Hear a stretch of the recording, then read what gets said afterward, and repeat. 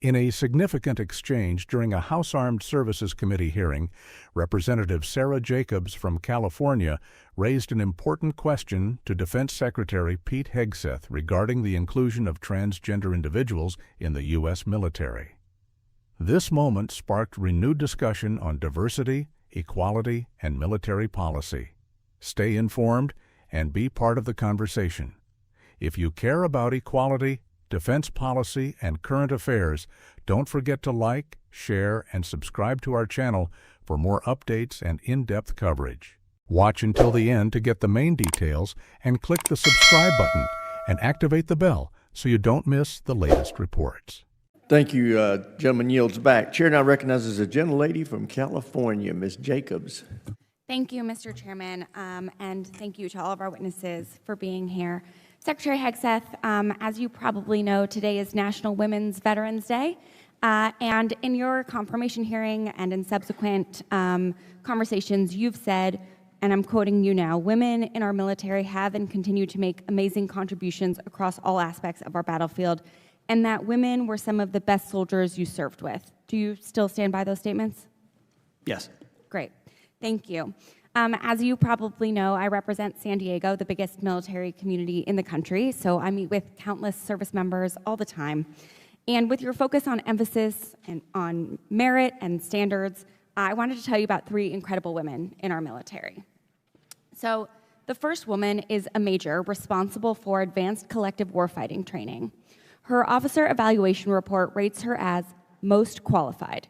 And some of the comments included are, and I'm quoting now, "She lives the Army values and demonstrates the warrior ethos daily. She rates within the top 5% of officers I've encountered in 18 years of military service." The second woman is an aviator with a record of over 50 combat missions, including deployments to Iraq and Afghanistan.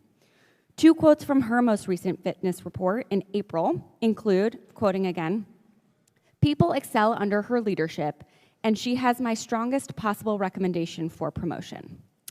The third woman is an instructor for an Army ROTC battalion.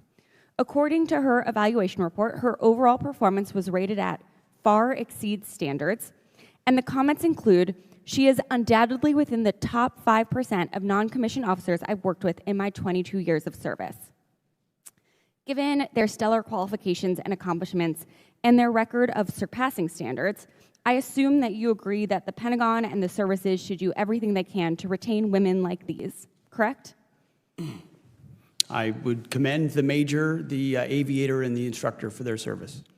Great. I'm glad you agree, because I also believe we should be recruiting and retaining the very best and brightest in our country to serve in the military. And yet, you are actually kicking out these 3 highly qualified service members solely because of their identity. These are trans women. And you are using the very same arguments that have been used against desegregating the military or allowing women to serve or allowing gay people to serve. And in all those cases, those arguments were wrong. So I think it's clear that this is actually not about standards or, and I'm quoting you again, an equal, unwavering, gender-neutral, merit-based system, because if it were, you would be keeping these women in. Instead, you are the one injecting culture wars into the military, and it's at the detriment of our military readiness and national security. Now, General Kane, I'd like to turn to you. So to be clear, these are men who think they're women. These are women. I'm happy to educate you on, But these are men, on trans and so issues at another what we've time. identified is that there's mental health issues with that belief system. I'd like to turn that to General are Kane detrimental now. to readiness, and that's the determination that we've made and that we stand behind. Gender dysphoria. And so you don't complications. trust your commanding officers to be able to evaluate the people under them to decide if that were true, wouldn't that show up in their fit reps? And yet these fit reps are from the last 3 months, and all of their commanding officers say that they exceed standards. I'm turning to General Kane now. General Kane, I'd like to touch on something you said yesterday before the Senate Appropriations Committee. When asked whether the United States is under a foreign invasion, you said, "At this point in time, I don't see any foreign state-sponsored folks invading." Despite that testimony, 2,000 National Guard troops have been federalized and deployed to Los Angeles, and 700 Marines from my community of Southern California are now on the ground there as well. And on Tuesday, President Trump, flanked by hundreds of uniformed troops, said they are there, said, this is the reason they are there. They are there, I'm quoting now. Generations of Army heroes did not shed their blood on distant shores, only to watch our country be destroyed by an invasion.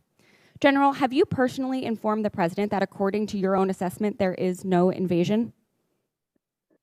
Ma'am, first, the definition of an invasion, whether or not that's a policy, that's really a policy decision. And The question of including transgender individuals in the military continues to spark debate, highlighting the evolving landscape of defense policies and social inclusion. Will we see meaningful changes in the near future? We want to hear from you. Share your thoughts in the comments. Do you support this direction or see it differently? And don't forget to like the video, subscribe to the channel, and hit the bell icon so you never miss an update.